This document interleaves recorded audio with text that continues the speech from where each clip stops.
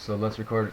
Let's talk about water, electrical, and plumbing. We can actually do a lot of that. So on the plumbing part, we have the choice to install the plumbing sections today if we want to do that. We can also start installing electrical boxes and utility channel, and we can do the water entrance. This is like it's an all-day job for a plumber. For us, it's going to take like an hour to do this thing. It's super simple actually. So the way water works is you need some components at the start. Say you got water from the street or whatever. You need a pressure reducer, first a shutoff, check valve, so you're not sending water down into the utility if yours, in case yours gets poisoned or whatever, you got overpressure, you're sending chemicals down. Now you need a check valve. They'll check for that, so you're not sending flow backwards into the system. You have a pressure reducer, so that's the shutoff, that's the, say, 1-inch water line, shutoff, check valve, pressure reducer. Then you're getting onto distribution. That's it. With PEX, you have fittings. Okay, take a look at this shark valve, for example. It's hyperlinked in the dock. Shark bite fittings. Cut the pipe, chamfer the edges, mark a little line on a pipe so that you know whether you pushed it in or not, because once you get it in there, you don't know how far you have gone. You want to make sure you get in about an inch for, say, a 1-inch valve. So you make a mark. I do like 3 little marks, so that I know when I pushed it in, those marks are visible. I know that it went in, because sometimes you might push it in, you think you're in, but you're not. So there you go. Shark bite fittings. That's what they are. The way they work, it's useful to know what's inside. Images, diagram. Let's look at a diagram of that.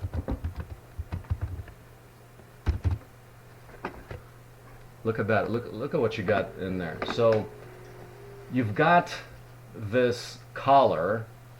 You've got these metal barbs inside. They're a harpoon. Once you pull it in, you can't pull it out.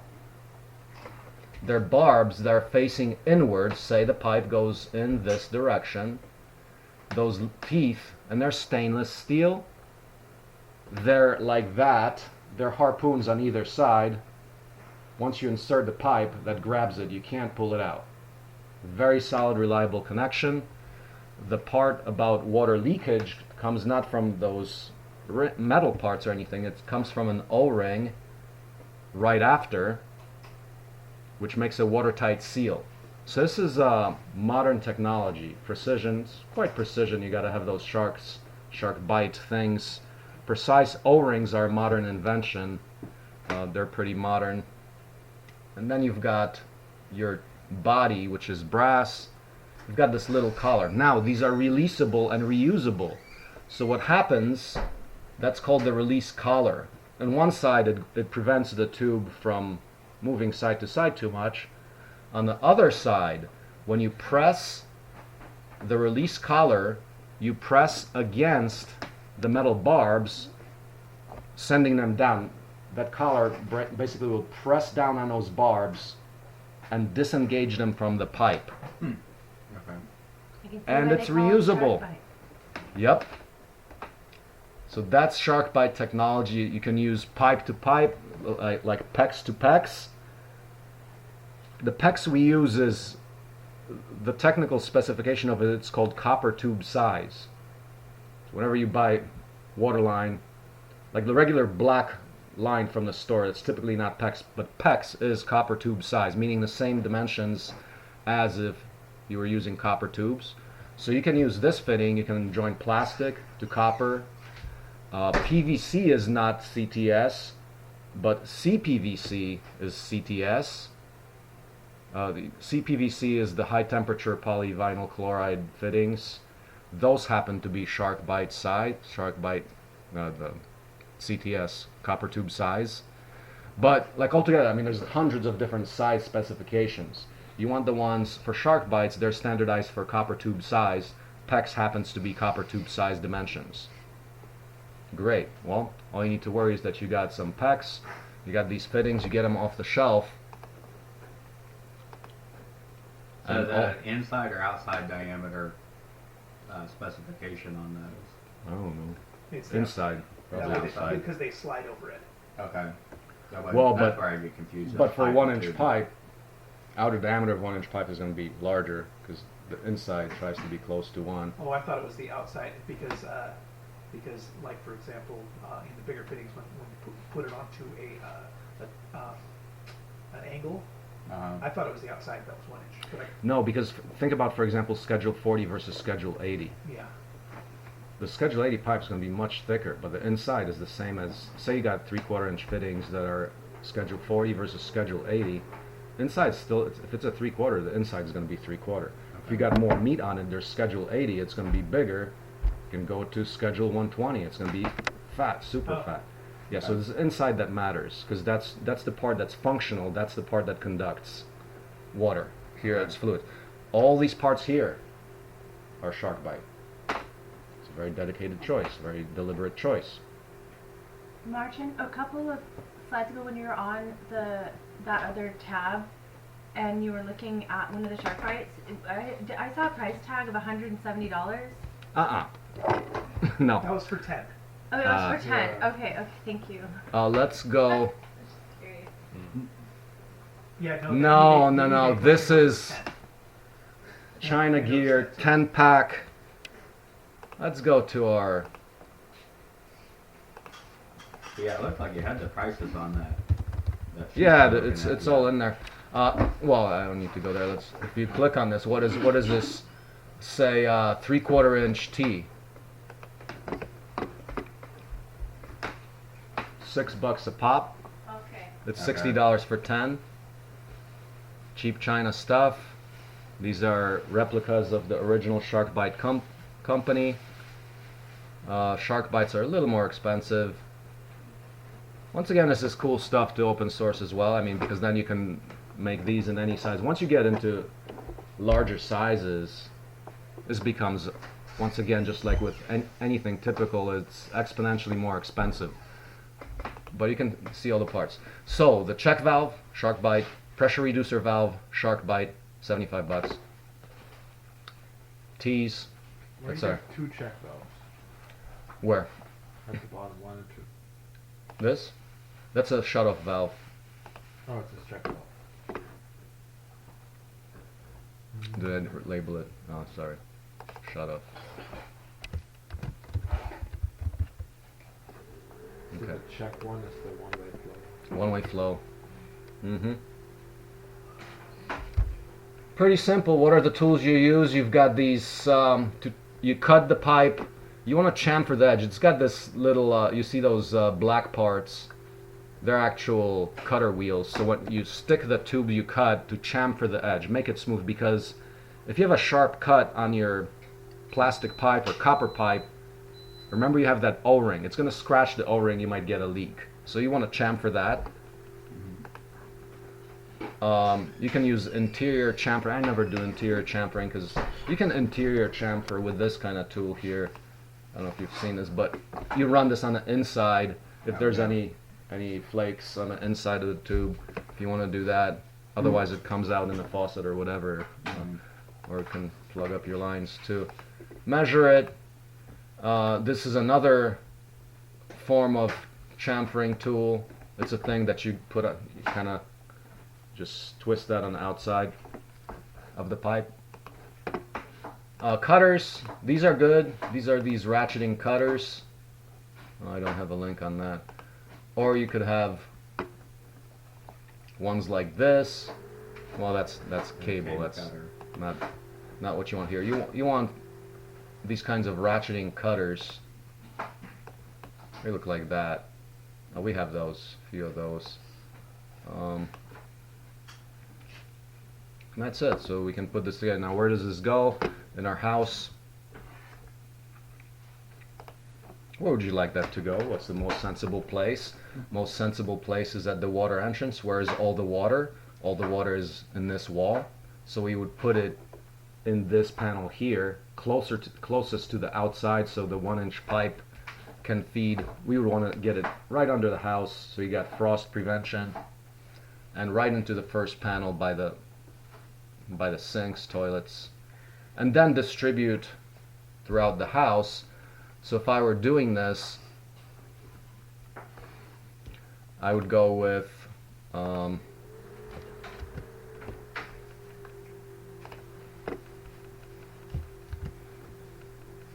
poke it under the wall through there, and from there, how do you want to run your water?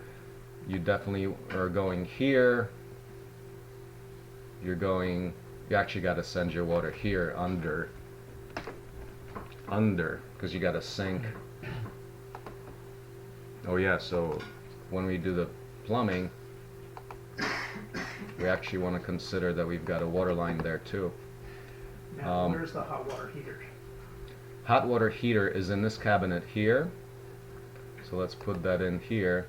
So that means that, yes, those lines, for you to get any hot water here, you got to go to the heater here and then go back to distribute it to, let's see, so if your hot water heaters are here, you got to plumb them into that. There you go. Is it gonna have the same dual setup that your house has? Mm-hmm. Yep. So we plan on putting a mini tank and on demand for cases where there's low use. If you got high use, you want to use the on demand, because an 8-gallon mini tank will only support like 2 people, or 2 to 4 max, if you, depending on like how you're scheduling your showers or whatever. What's this So- one in here? How many gallons? That one is a gas fired one, and I believe it's 3 gallon per minute flow. Marcin, I missed it. What's that red thing right there? It's your heater. Oh, I see. We got the heaters above the kitchen cabinets, just like we had it above the sink. The on-demand water heater? Yeah, both on demand and mini tank, just like you saw in the CDCO Home 4. Would it make sense to have the water coming into the house nearest the water heater? Because you're going to have one that goes to hot and one that will feed the cold. Okay, let's evaluate that and look at pipe lengths. So you're claiming this because you want to get straight to the water heater. That does make sense. So in this case, you're running the water here, cold. As soon as it gets here, you can distribute hot. So then you distribute hot to here and cold to here. Same length. I'm not seeing any difference in lengths. Are you? Well, if you So it'd be- you've got cold, you would have hot going all the way there. So let's draw more detail here. So you got, in this case, you would have cold like this, and you got hot then going back like that. Okay, so it would save about 10 feet of cold. Not that big deal. Okay, so that distance is the same. I see what you're saying. This distance of cold is extra, but it's not, because you're already, look what's happening here though. Already you're feeding off the cold. So let's draw. Oh, yeah, I see. You see that? Does it also have to do with like future expansion renos? Yeah, that's what I was gonna say. That too. So, in fact, what I'm observing is I think it's actually shorter for this. Let's see. Because you have all the multiple cold lines. Yeah, so you got cold line here, cold line there. So you're already using those. Yes, you kind of have to look at it in detail, but offhand it doesn't seem like there's a difference, because here you're already tapping off those cold lines. If you ran it from here, you still have to run that cold out to there. Right. So I'm not seeing a difference offhand. There might be some details actually that will make a difference, but I'm not seeing it right now. This is, I think a lot of this is for purposes of expansion, and the fact that your toilet, the drainage, the waste is going out there. So when you're digging once for drainage and for water. If you put the water here, you're digging twice. Now you got a trench here as well for the water. So you're kind of combining the trenching here, and that's more convenient.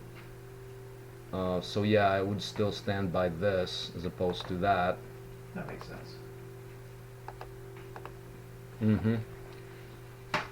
And especially if you're, well, I don't know where you're gonna expand. If you're gonna expand backwards here, or to the, I mean, to the side, and it's a little closer. What other uses are there? You got maybe a hose bib. Oh, that doesn't make much difference. Yeah, so water, just like that. We can build this out. I mean, it's I mean, it's almost trivial to do this, but I mean, this was a big deal in the early versions because if you're using, and these shark bites, this once again, it's like the last 5 years they were not around. Right. So in this iteration, like when we started, did we use shark bites a lot? Well, at least in 2016 we didn't use shark bites because they weren't really around. Now we do. So therefore you have threads, thread tape, torquing it with a wrench, pipe wrenches. If it's 1-inch fittings, you got to get it pretty hard. Soldering. Much copper, different, yeah. much different story, and the difference between yeah, I mean hours versus days. Are you all kind of the deal. push to fit things shark bites, or are there different types? All of them are shark bites specification. They're just different sizes. We start at 1-inch here. We go down to this reducer here. Go from 1 to 3/4. And if you go further downstream, you go, this 3/4 goes, well, that's just 3/4 distribution. But other places you might have this 3/4 going to 1/2, and so forth. So super simple. You cut your little stubs. You've got little stub connections between each of these, and we can put that together. Like, you know, we can get out all the parts and put it together in an So hour. it's less than 20 parts total. Yeah. You've got, then what happens at every faucet, every sink, you've got a stub out, you've got tees, but just about every single fitting, I've got one picture that shows all the fittings that are used, and that's in the Builder Crash Course. If you just go to Builder Crash Course,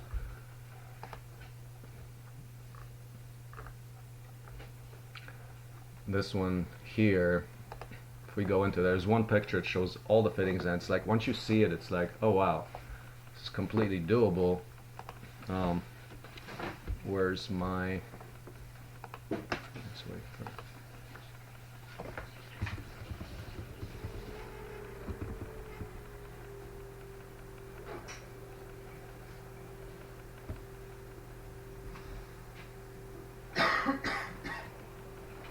I just want to show you, there's one page that shows all the shark bite fittings. I forget, have you shared this slideshow? Or the Builder Crash Course one? It's all, yeah, It's in the wiki? it's all shared, yeah. I mean, it's in the under share. I have open to the world so anyone can see it.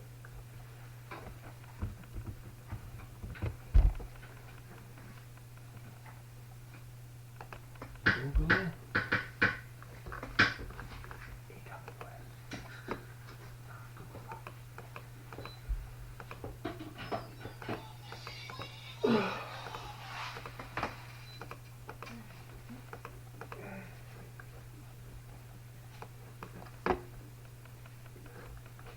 It's freezing up on me.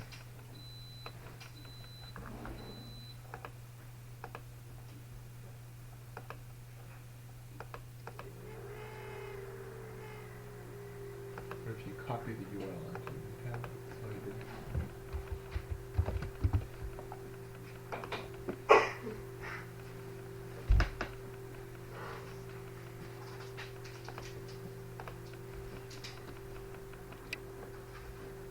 Let's maybe get you another water system here, build instructions that's in there. So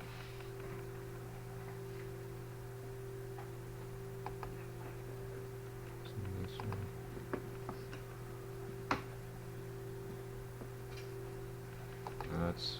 We're hanging up on somehow on internet speed.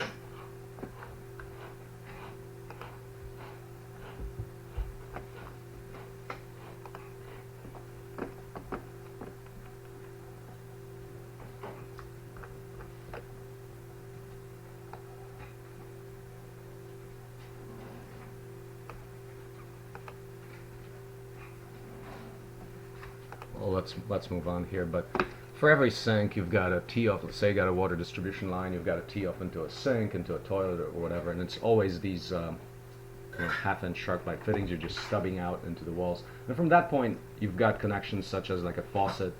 You'll go from shark bite, then you do a shark bite fitting on the end to a fitting from a sink, which would be like typically like screw-on things. So you've got shark bite on one side and then threaded on the other. That's how you terminate it at the finished plumbing stage, finished water stage. You still have to use the tape there. It depends what kind of fitting it is. For sinks, typically you have compression fitting, so no tape there either. It's got rubber washers in there or compression. So no, it depends what kind of fitting you're using.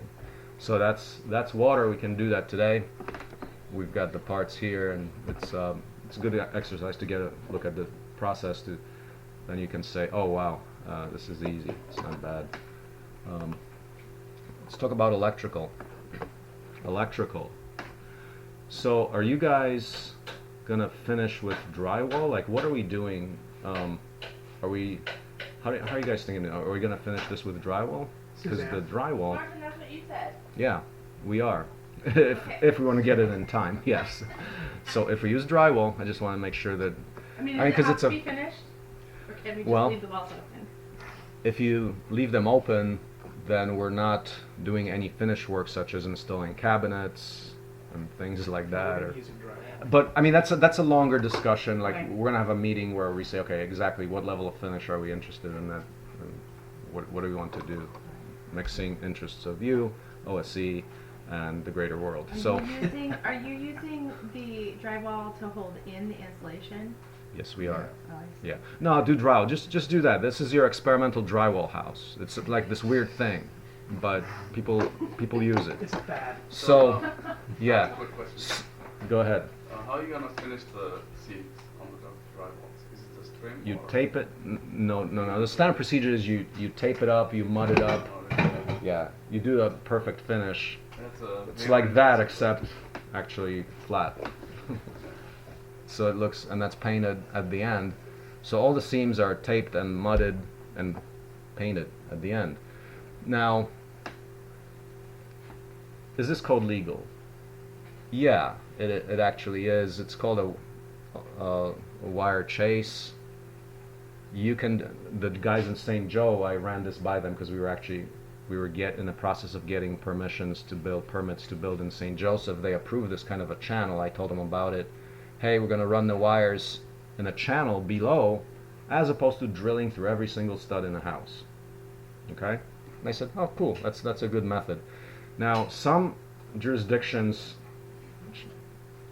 they'll tell you, no, that's you need metal plates on that because the wires are going to be less than 1 1/4 inches. So wherever you have wires, like say even in the walls, and they're within 1 1/4 inches of the of the wood itself, you need a metal protector plate that you can't actually stick in a screw and puncture the wires. So that's code.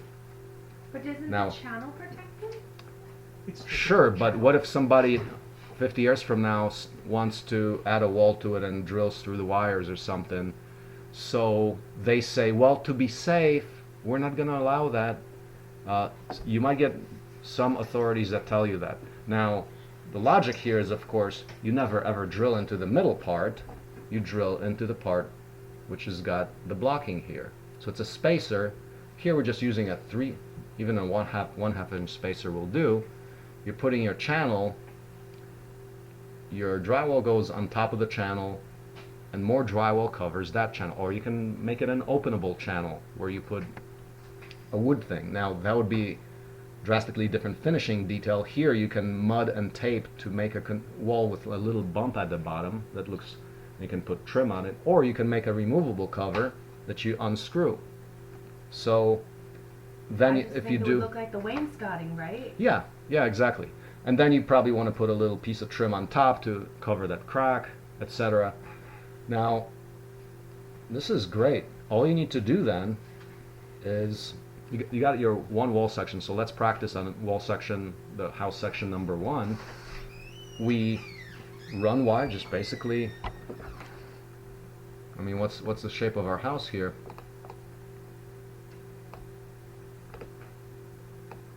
Let's put it next to it. This is the section. This here we have section 1 that goes up about to that door, right?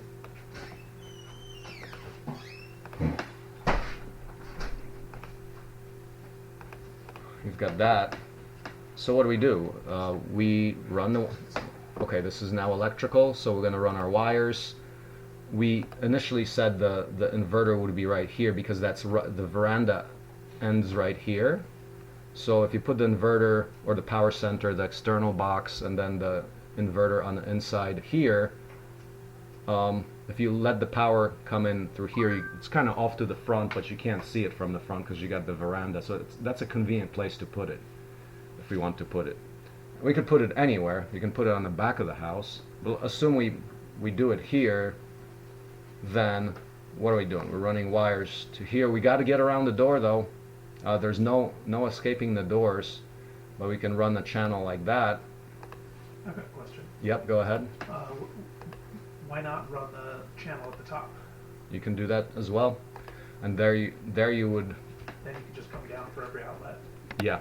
And that means if you're 9 feet up, you're running 9 feet of wire for every outlet. In fact, it's 18 because you can make connections only in outlets. So for every single outlet, you're using 18 extra feet of wire. Okay. If you're at the bottom, you run up to the box, which is 3 inches. So you're using about 6 inches of wire to make a connection. So for every single box, how many boxes do you want? Okay. Well, you're assuming that we but want you can't the do that outlets because how high up? 15 inches up, let's say. Okay, rather than higher. Yeah, up? yeah. I mean, it's not convenient to reach up there. It's convenient to plug things in at the bottom, so you don't have wires hanging from the top, and it's reachable. Like that one right there. That's like a middle Right. of the thing, and for that you would run it up from the ground. But the point is that Yeah. Channel. I see. the channel separates function. You cannot put boxes. Well, you cannot terminate wires in a channel. You're not allowed to. By code, you must terminate or make junctions only in boxes for fire hazard. If you got a spark, you can set your house on fire. So you have to take a couple of wires from the channel, run them into a box right above. So what are we doing here? The channel does not have a back. So if you got wires running there, you're stapling across the studs that go every 2 feet. And then you just take the wire up into the box, thread it there.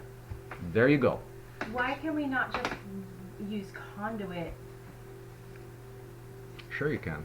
Right. Much more This work. is Is it? instead of conduit. Oh, yes, it's very much more work. Because how You're many talking about runs are you going to few hours versus few days. Professional work, not. guess And I if you meant- do it yourself, you know, I guess I meant a longer. conduit not behind the walls. that's what I mean. But they have fittings. You got to connect them. You got to bend them. It's not an easy We job. have to thread all the You have to- wires through the You have to conduit. thread it. It's a lot of work. Oh, okay. So it's a difference between a $5,000 job and a $500 job. Really? It's Yes, it is. just throwing it through some tubing? It's a lot of work. A lot of work. Think about each wire. I mean, just look at the lengths that you've got already. So, say you got the source here, you've got an outlet there. Okay? Yeah. You're running 32, no, 36, 56, 60 feet. You got to thread it. That's one wire. You got multiple wires. How many wires you got? You got one circuit at least here for the living room. But altogether, like for example, look at SH4. Look at how many circuits there are. So in the build instructions, there's a lot of circuits. So that's what I'm saying. It just ends up being a lot of work. So, yeah, Max, Is there any code on how many outlets you need or where they need? there is. It's chock full of these. That's completely specified. So, let me just show you. I mean, this is what you're talking about for boxes on a second floor.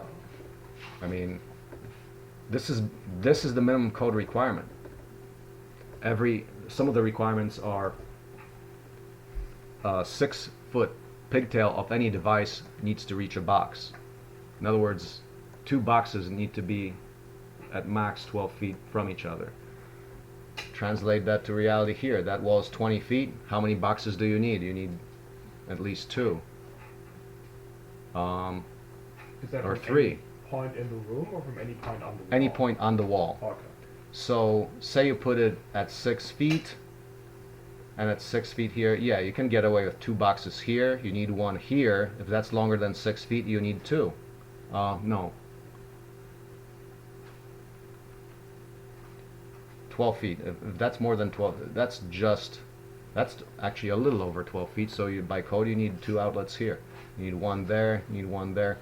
It adds up. It's a lot of work. They do it in industrial settings, like you have warehouses with conduit and stuff like that. I mean, if it's, what is it, plastic, metal conduit, anything, plastic, every connection you've got a fitting. Every connection to a box you've got a fitting. That's gluing and or threading, it adds up. So, Okay. I mean, conduit is not easy to do. That's what I'm saying, like, we've done this. Here all you're doing it, you lay that wire in the bottom channel, staple it, and the secret weapon here is actually this. It's a stapler, a cable stapler. Just like a regular stapler, it doesn't crush the wires, it staples them with this 1-inch So wide staple. Let's look at what that uses, fab. Do we have that icons. channel yet, or we're gonna put that in? We build it. That's we're running the called. wires on the outside of the wall, or Yep. you're saying running it. Yeah, you just lay them down. Okay, Um, because we're not drilling through any wood. we're not drilling through any wood, so Okay. yeah, that's the whole point. So usually they would make a whole saw hole into every stud. Every stud, yeah. Yep. When you're going around corners, it's impossible. It's like if you're going into a certain place, you gotta have like a 6-foot drill bit because you can't get into between some studs. It's All just because they want to hide the wires.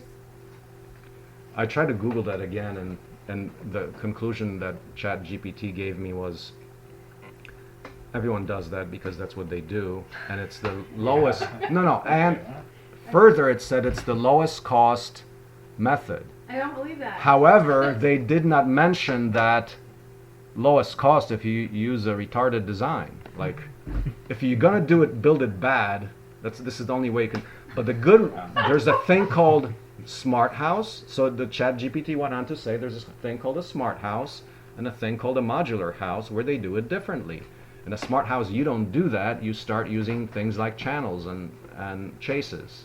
So it's just industry inertia, I would say. So So the channel is instead of conduit, is that right? yeah, it's And one that's conduit the that can one handle. like you have in your house where you can flip Yeah. up the board and look at it. These are the staples you use. Okay, they have they bottom out on a cable without destroying it. All the electrical stuff is here. So yeah, I have this one thing called Fab Tool icons, like just icons for like visual things for just about every box we use, every part. We also use, this is the shark bite of electrical outlets, not this. This is the shark bite of electrical outlets. What is that? Stick in the wire, push down the lever. Make sure you get a good connection. I've dealt with those where they don't have a good connection. These are the modern thing. Yeah. And now they just came out with 20 amp ones. When I started about 2 years ago, they did not have the 20 amp version, so I had to use the regular ones for the 20 amps. Now they have 15 and 20. This is cool. Like, otherwise, what's your option? What do they do? Screws. But what do you do before a screw? You have to bend that loop on the end of that wire and then screw it in. This is you strip the wire, stick it in. Once again, shark bite versus doing thread tape and wrenches, equivalent of water. What's the green? Very letter? cool. Ground? Yeah, ground. So you got Green is generally ground, huh? stick Not it in, always, push, but click, generally. done. You know, you strip that wire back a little bit, and then so you want to use that. Then you go online and people probably will whine about this too, because people are used to doing it the old way. They're going to say, oh, this is not reliable. No, it's code approved and tested. It's very So- reliable. I had that in my camper, and I drove Yeah. 10,000 miles on bumpy roads in Alaska. Yeah. It never came up once. Yeah, so Rated over nuts. it's all good. And then these are the next secret weapon. This is your shark bite of electrical. Oh yeah. Once again, lever nuts. What the heck? Yeah. And that's what we use here. We don't use, what do you call them? I don't even know their name. Those Wire little nuts. Wire nuts. Wire nuts, yeah. We don't use wire nuts. And once again, go online, you'll hear a bunch of people whining about this. This is legit. This is code and all of that. So you can do either. Now, what's the deal about, you might say, well, what's wrong with wire nuts? Well, have you ever tried putting a wire nut around a stranded wire and a solid wire together? You have to be skilled to do that. Yeah, I was doing it at the very top of a ladder. I did not enjoy it. Here, you just put them in and click the lever. It's very time consuming. This also allows you, I guess, to make connections between two different materials, like copper and aluminum, maybe. You're not supposed to, in theory, touch copper and aluminum. Here, if you go through these, you have a better way to do two dissimilar wires. You know that there's a thing called galvanic corrosion. Whenever two different metals touch, a little potential will set up and it will tend to corrode. So this allows you to work better with two dissimilar material wires like copper and aluminum, because you're going through the intermediary of, I believe it's stainless steel inside, Huh. which is still Are not you great. Are you losing any No, this works. amperage at all? No, No. they're rated. These are rated for 221, 20 amp, and there's another version that's rated for 30. No, these are still the 20s. But there's ones. No, these are actually, you see 30 amps right there. 30 amps. So that's for your like say, appliances. A lot of appliances, like for example, the heat pump might need 30 amps. This is good enough, and it's nice. It's fast. Standard wire uses, this is the yellow wire, is 20 amp. Do you use stranded or copper core wire? Not stranded, just standard house wire is regular solid. So you get stuff like this for 20 amps. For the living room, you're fine with 15 amps. You want this for the kitchen, like you got a toaster, that's more amperage. Outdoor outlets, I would make 20 amps for like running what, a leaf blower, whatever, or something else. So, what are some other details here? Note that behind the bottom chase, there is no drywall. And this is an 8-foot sheet of drywall. So it's actually cutless design, or what we call buildless design here. You don't cut this sheet because if you make the channel 15 inches from the ground, then you're bottoming out at the top at the joists with an 8-foot sheet. So now we're using full 8-foot sheets. 8-foot sheets. So we just space the channel to be the height that allows us to go to the top with the drywall. There you go. Because there is no backing behind it, you can run those wires readily. You pre-do your box at the framing stage right now. We can do the box right now. We can run the wires right now. Well, you still need to insert insulation afterwards. It's better to do it afterwards. Cool. So you can do the box now. You can run your wires now. How do you connect your wires to the box? You got to take them out of your chase and run them through the box. So there's a continuous circuit. Like this one wire is actually the same as that one. So you're doing this. You're making the connection through a device and continuing down the channel. Do we No know how- connections inside the chase. That's not code, and it's not really safe.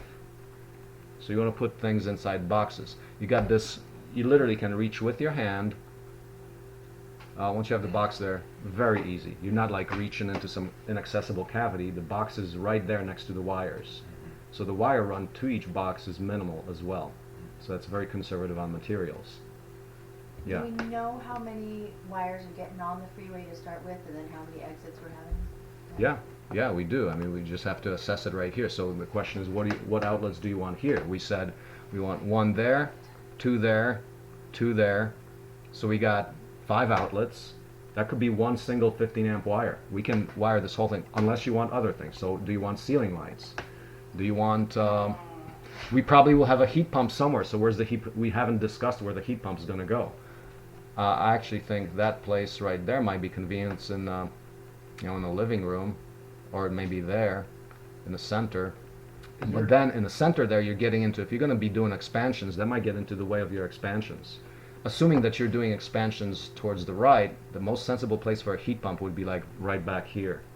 Yeah, I think the expansion, so this south-facing side, there's not gonna be very much expansion on the south side, because that's going towards the road. Yeah. So I mean, when you guys see the site, the road Mhm. kinda comes up like this, and the water source, like, we actually don't want a ton uphill either, so I think you're right, I think the expansion will end up being north. Do you want ceiling fans, other devices up there? You want lights? How are we going to do lights? You do want a couple of lights in that section probably. So you want to do a wire run for lights. So we've got living room general purpose. We got a light circuit. We got a heat pump circuit. So you got 3 wires that you're going to throw in your chase right there. From this hot point here, that's going to be our, this is our junction box, that's our module. We'll throw a junction box in the wall, we'll make all the connections in there, so that when we build the second module, we can have the wires, these wires dangling from here, connect them into that. So, you know, you're folding up the wires. When you put the 2 house sections together, you're throwing them into that junction box. The channel is exposed at that time. Take the cover off.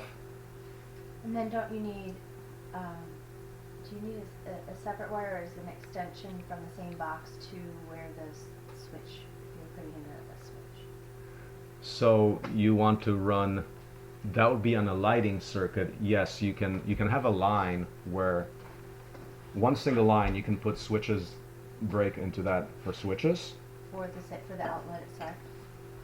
Outlet, you mean Or- the box itself? Yeah, Because like- the switches, what we would like to do is the kinetic switches that do not need wiring. You need a receiver inside the box which has the actual light bulb. So the kinetic switch has no wires. It generates a pulse and it sends radio waves to turn on the receiver connected to a light bulb, let's say. Make sense? So you got a little receiver. But Let's that, you show have you to that. keep a remote control, or is it? No, more no, like no. you just- No, it's just a No. box on the wall. So let me It show you doesn't what have this wires. is. It's got batteries. Doesn't have batteries. It doesn't have batteries. It's kinetic. It's like a Zippo light. It's a dynamo. It's a little dynamo that generates an electrical impulse that creates, So flashlight will wind up. yeah. And your press of the button does it. Okay. Kinetic All right, switch, so Amazon. GMP proof, excellent. These It's are what not. we're talking about. Yeah, it would, right? Do those come with Small dimmers wires, as isn't it? well, or is that not possible? You can have dimmers. I actually don't know. I haven't looked at lately, but this is what it is. This is a particular type. This is actually has two of them. Let's go to this. We got this.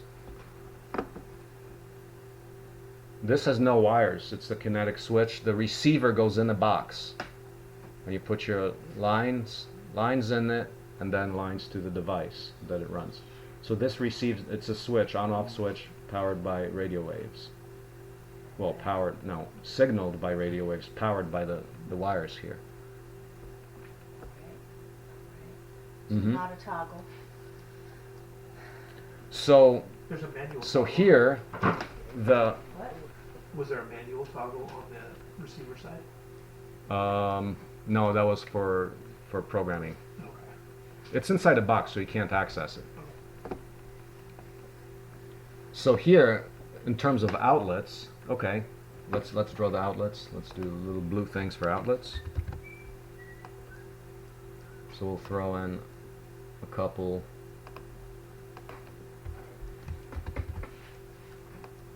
You need 2 on this wall.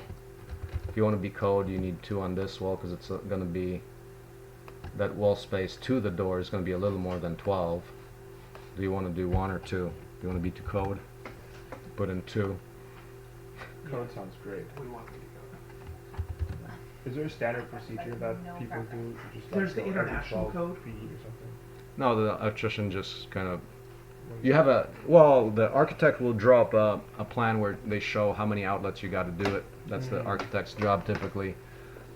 They draw in the electrical plan. So for our sections, those are the outlets. Now, how many, what lights would you like to have here? So probably you want, I mean, I would put one light in that section. Like you're going into by the door, you want to, front door, you want to hit on a light.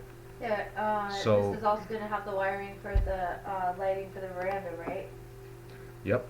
Well, veranda lighting, we would make it come out on this side here Alright, because that's closer to the power source here, which is, so we just need to make sure that eventually there's one wire going through there for the veranda.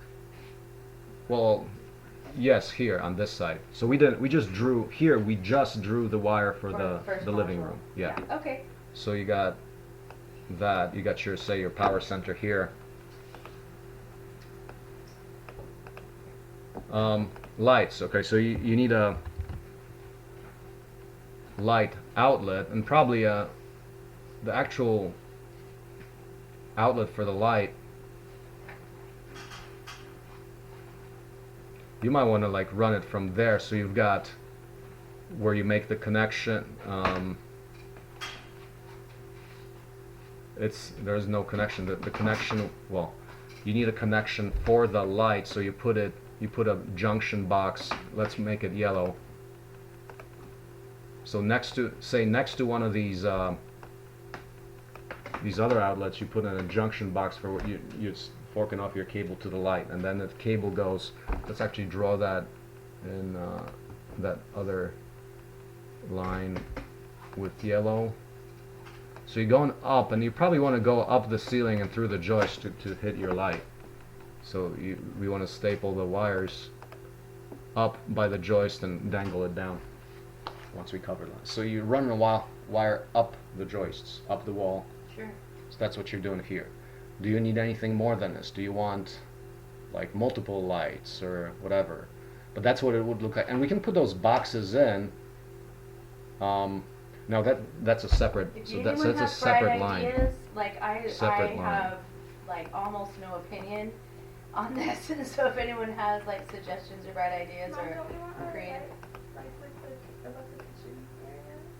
yeah. So you got this. You got your light circuit going from the. But we're Power. just, I think we're just worrying about that 1/3 Yeah, let's just right talk now. about We don't need to. We don't need to consider anything else there because, you know, we're. So we need the heat Yeah. pump one. So we'll have another junction box here, or the same junction box, because depending if the box is big enough, we would use the largest box we have because there's a requirement for how many wires you can fit in a single box. So in that box, we could probably fit the heat pump junction and a light junction in a single box. So from this box, we're going with another line to the proposed heat pump location, which we said would be like there. To let's make that orange to the heat pump, or green to the heat pump. So we got the heat pump going there. So you got, at that point you got, well, wire goes straight up. I would go just straight up into the ceiling, or maybe over a little bit, wherever you want the light. So you make the closest path without crossing any studs. Now at the top, you're gonna have to do a penetration through the top plate, because otherwise you're running above the drywall. Like you know, the only way to go into the ceiling cavity is through the top plate. So we have to drill there. That would be a Talking about 1/2 inch through the hole for. OSB? Talking about through the OSB? Two Through the 6. top plate, 2x6 is there. Oh. Because I mean, you can go outside, but I mean that's an exposed wire that's outside. Or we can put a a chase or like a channel, put some trim up there, Yeah. where it actually does come out.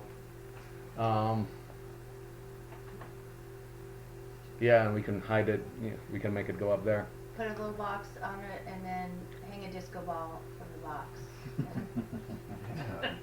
But I would just, I mean, to keep it, I would just, one hole is not too bad. If you have to do that everywhere, that's a lot of work, but one hole, just do that. Just go right through the top plate, it's easy. You don't have to Well, then worry about it later. I have a question. Where is the pump vault going to be? So, it will be on a, we're gonna make another platform here, so another module to the house. And this is some of the details we want to talk about in our Okay. final implementation meeting. But we do a platform. We can put it wherever we want to. I mean, I think most sensible is, unless you're planning on expanding immediately here, we got to put it somewhere in this vicinity here, so that you minimize the distance from the drainage. But you can put it anywhere. We can trench. We've got a trencher, so we can trench to wherever, like enough away from the house, so that if you're making an addition here, then we're allowing for that. If you're gonna do okay, so this is utility. You don't want it to be too far, like, or. No, you don't want it to be too far. You want to minimize your pipes and plumbing. Okay. So if we got a utility module, which needs to be enough for your biodigester, or you can make it much larger to incorporate your future thermal battery. I would just keep it to the biodigester, the waste processing facility. So it can be very small, like 6 by 10 feet platform for the waste processing, which is the biodigester aspect, Okay. which we could put either 2 or 4 IBC totes in there. The minimum size is you could have a little utility module that's like 4 by 6 feet for the biodigester part. But the pump vault itself is going in the ground. Pump vault is going in the ground behind the building, so Okay. wherever, So it's like we'll have the possible- meeting where we discuss, okay, what exactly do you want to build up? Do you want to build up like a bedroom right here, like right now? Then we'll put the utility right there, or whatever, Or- straightest or- line away from it. I mean, the other thing I Or was you could, considering is that second bathroom right there. you can make with that into the the utility room. We have the dog house as the utility, the dog, or the dog Yeah. room utility. Yeah, you can make it here for and a then, utility and then put space. that other bathroom on the other side of the expansion. Yeah, you can do something like that. So this is where we'll have to get our brains together on that, just to Okay. make sure what your plans are exactly, what you'd like to see, like right now versus next year and stuff. All right. hmm But yeah, I mean, Well, I just thought In the I just prototype- was looking at for wiring purposes. That's another area that's. you have to, gonna be yeah, used, right? but you can bury those wires there too. That's fine. Okay. That's not an issue. There's burial wires. We can throw it right in a channel. Little separated from the. Typically, they like to separate the water and electrical. I think it's code, but I think you have to have like a 1 foot separation between the pipes. I'm not sure actually. We never ran the power in our water channels. Inside the house, you can have power and water cross. I mean, you can't avoid that. There's pipes running everywhere. But yeah, so this utility structure, if we were building that here, we were going to have it right behind, because we were going to not expand it yet. But if we have that utility thing on a pallet, and we can move it around, we can shift it, move it there later if we need to expand. So that That's was our kinda idea cool, to too. Yeah. do that. So if you got a little forks. skid shed. yeah, skid shed. Now you have to empty the water, because each tote was going to be Sure. like a couple of tons, 1 or 2 tons. Get that So all out into our so drain the HPO. water and then move it over. So, but that's the general idea. So here back to the design of the channel. How do we do that? We simply staple the wires to the studs. You just run that wire to where you need. Okay. If you know you got a junction box, you're breaking that wire there, running it into mounting the junction box, and sticking like 6 inches out of the box, and then running it back to continue. So you see what I'm saying? Like, what I'm saying is this: you got a wire run, then you got a box, and it goes up to a box, and then it continues down the stream. Yeah. Mm-hmm. That's what it does. So if you just laid the wire out straight like that, you wouldn't have enough wire to actually run into the box. So you got to do this. We decide the boxes right now. Say we decide this. You got to make that extra allowance, give it like 3-4 feet extra wire there, so you can make that break and run it into a box right above the channel. But the boxes are right above the channel, so you just need this extra, these two red things, like that. Now, what else? We said that this blocking here, we can just cut it out of 1/2-inch plywood or whatever, 1/2-inch OSB even. Then you lay your drywall on top of that, so you got that all measured out. Put the Just box so right above it. Understand this wire, the side view of the wires. Yeah. You're talking about those wires go along the wall, right? And Yeah. then the wainscoting, whatever you call it, will be covering those up, right? So Yeah, you're, that can just be like that corrugated. yeah. Well, here we have that's OSB. We're just covering it with OSB mud and then taping it. If you want to do the removable Okay. stuff, yes, then choose whatever material we like. So you're saying do the that. wires can be installed right now as it is, and then you just put this on top of it. Yeah. Or They can the- be installed as they are right now. So that's And then- loading Do on it. the That's a good idea. for the studs. Yes, stapled to the studs. Every 2 feet or so. Now the box, there's a little trick to the box. Once you put the drywall on, where's the box? How do you know the location? What we've done is put tape on the front of it and put a magnet on it. Like sandwich, put a magnet behind the tape and on top of the tape. So, see that little magnet there? What have I just done? I've located the box magnetically. So what I do is when I'm ready to drill out the box, because this is going to be behind this drywall, there's no hole there. We just put full sheets of drywall. What I'm going to do is I'm going to hover a magnet here. Oh, it's going to stick right there because there's a magnet on the other side. So now you know where to cut. Oh, okay. So we put the magnet in the center of the box, and then you know exactly where to cut out for the box. And you can take, ideally we would have, so you do a router, there's one of these drywall cutters, or a regular router, like in the Fab Tool icons, the router is this. You could do that, or you could do, I don't have that because we never worked with drywall router. It's one of these things. Yeah. What is it called? It's a drywall cutout tool. Looks like that. So you, now, advantages and disadvantages, what you can have for routing, you can use the box as the surface against which to route. If you use a router with a ball bearing guide on the end of the bit, and these bits look like this, so the ideal way, so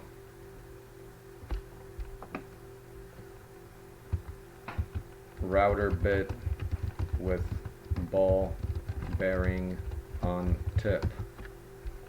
This is what you're talking about. Well, somewhat like this. They're this. No, let's do a different style. I'm not talking exactly about these. There's more like these ones. More like these ones. This style. So because it's got this ball bearing on the tip, you can actually use the box to route out on the inside of it.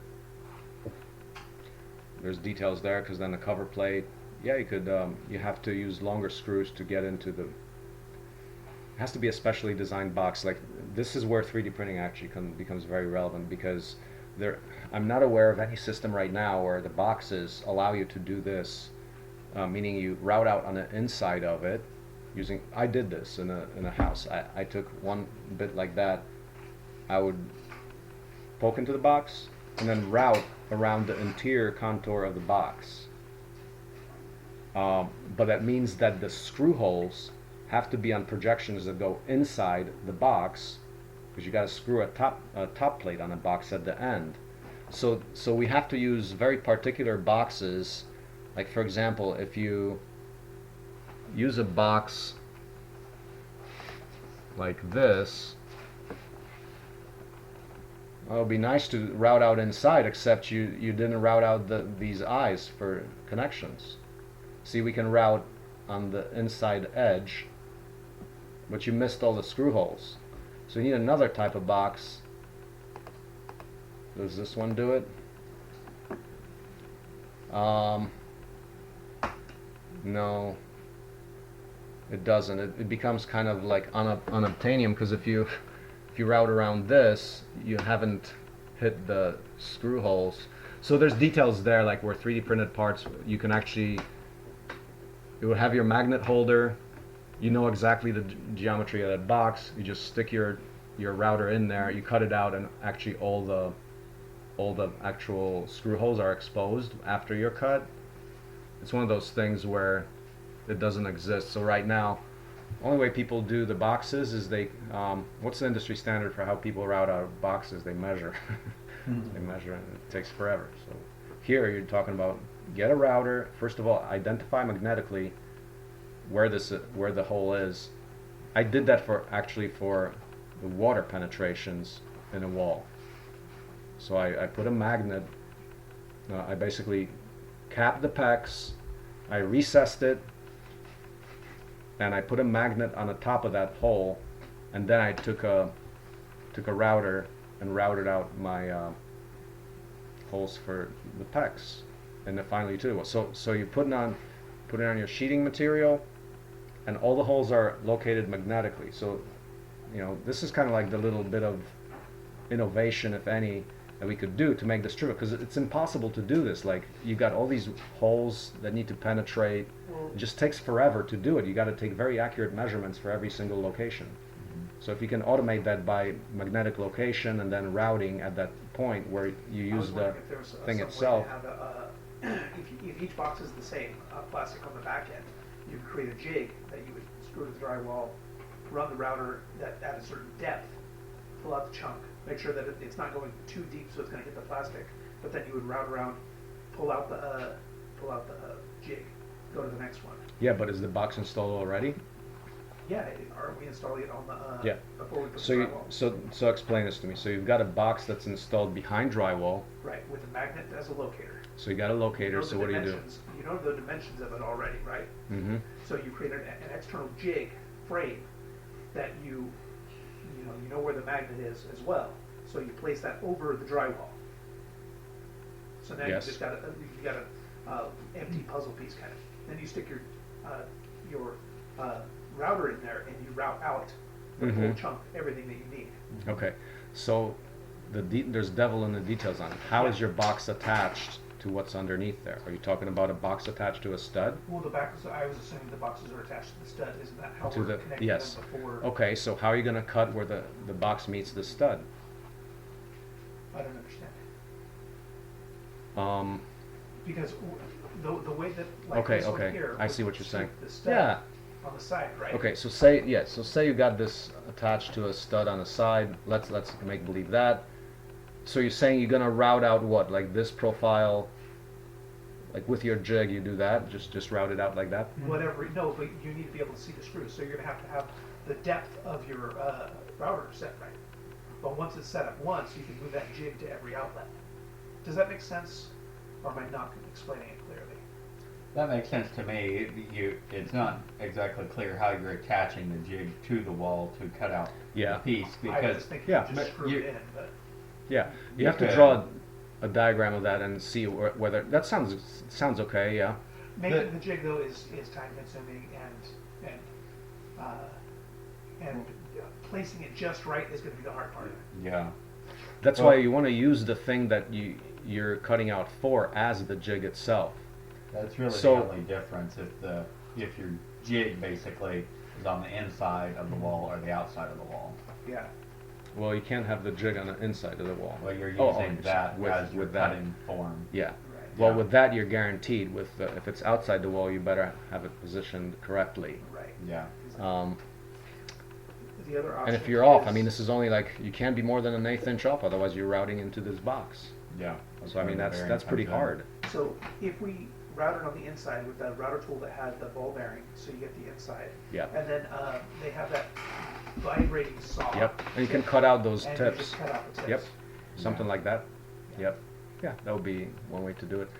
And that's why I called out for 3D printing. That I bet you we can design it in a way that you actually leave those exposed already once you cut out. Like for example, these screw holes, there would be a space above them enough for the bit to get behind them, but you still have the screw holes.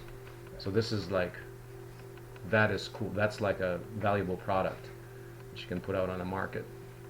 Yeah. I guess, I don't And then it will take understand. 20 years for electricians not to do it. I don't understand why they're designed this way. As opposed to holes outside. No, I mean, How? why isn't it a box? Why isn't it a square flush box? Yeah. You could, yeah. I Once you look into all the details, yeah, there's, Don't understand. like you think why it's too complicated? I mean, no, I just think it's silly. It seems like it's lazy on this end. It creates a whole more work on the other end. Why? But what about it? Like, I'm not seeing Like, what why you're is talking it- about. Why is the box have such an irregular form when it could be designed with a very regular form? It feels like. I agree. I agree completely. That would certainly simplify the routing part. This is just one. And it's one of the many boxes. Now, there's other boxes. I mean, look at one. I mean, what about this one? Is this one any different? No, that's still an irregular form. Well, it's got these things to mount, which are kind of perp. Yeah. No, I mean, this is, you're bringing out, now you're looking under the hood and you're saying, this is BS. That's exactly right. Why That's does exactly. everyone have to do it this way? This seems really silly because it's like everyone uses these, right? Yeah. Yeah. And everyone has the same headache, and everyone ends up with mouse holes around their outlets because they didn't Yeah. get it cut exactly right. Yeah. Yeah, that's the problems we're solving to make free house. Yeah. Houses that are zero marginal cost, as opposed to higher cost as evolution happens. The current trend is things are rising in price as people evolve or technology evolves. That's not right. So you're bringing out an aspect of that big story. Yeah, well, this is my first exposure to these, and I'm like, what is this, and who did this, and who's responsible, and who can we hold responsible for this? Yes, exactly. Yeah. Whenever you We find shall them up pillory again, them. Yeah. That's the benefit of. Why are we all still on board with this? Why are we? I know. Yeah, I always that's ask the those thing. Yeah. questions too. Like when I first see something, I'm like, okay, I'm no professional. but Right, something's looking yeah, at me. like what? And a lot of times What it's right. happened? I think it's right a lot of times. People kind of get into it and they propagate methods from before without reevaluating every so often. We've always So- done it this way. It's like the number one reason people do stuff. I think. Yeah, 'cause that makes me so sad. So does this? Yeah. Sounds good. I like the channel idea. That's super. So are we ready to do this or? I guess so. Wait, which one are we doing? Plumbing? So what do you want to do? You want to do plumbing? You want to do put together the service water Well, service let these entrance? guys You pick. want Let to do these guys pick. electrical? Both are cool. Don't care. So Max says both. Barry says.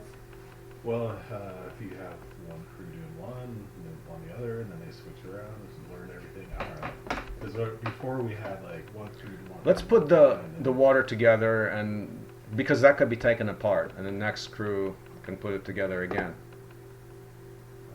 Or we can start with the plumbing, or what? I just The don't know plumbing's how going to be a lot. time-consuming this is because I've done wiring and plumbing. but This this could be faster than I realize or something.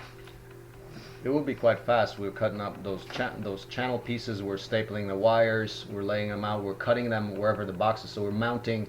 What are we doing? We're mounting 4 boxes. 1, 2, 3, 4, 5. 5 boxes. Extending wires, running them through them, stapling them. Make that channel happen at 15 inches. Make sure that we've got 8 feet to the wall so that we know we could use 8-foot drywall. And I think this is a nice exercise for multiple people, actually, that we can see some progress there. Get out the wire, get out the boxes. Vikram and Brad, do you guys have any preference? I'm open. We can do those 3 circuits because there's going to be one. So for the heat pump, there's going to be a junction box.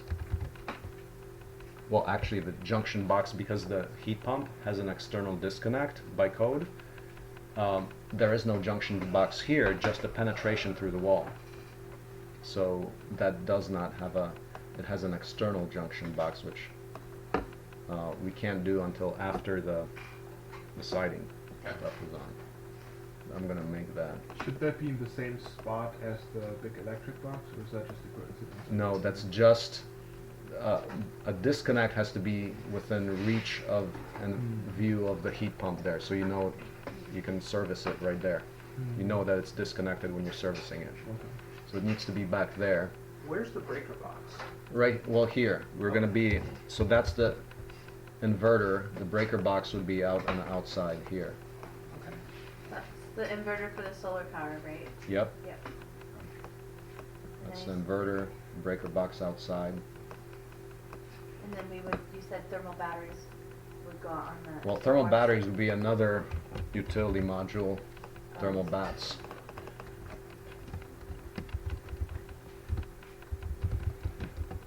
This is gonna The be. $5 awesome. trillion thermal bat. bats with lasers. Okay. Hey, I'm ready. Okay, let's go to the electrical, let's gather up. So we got wire, and we'll call this the morning session.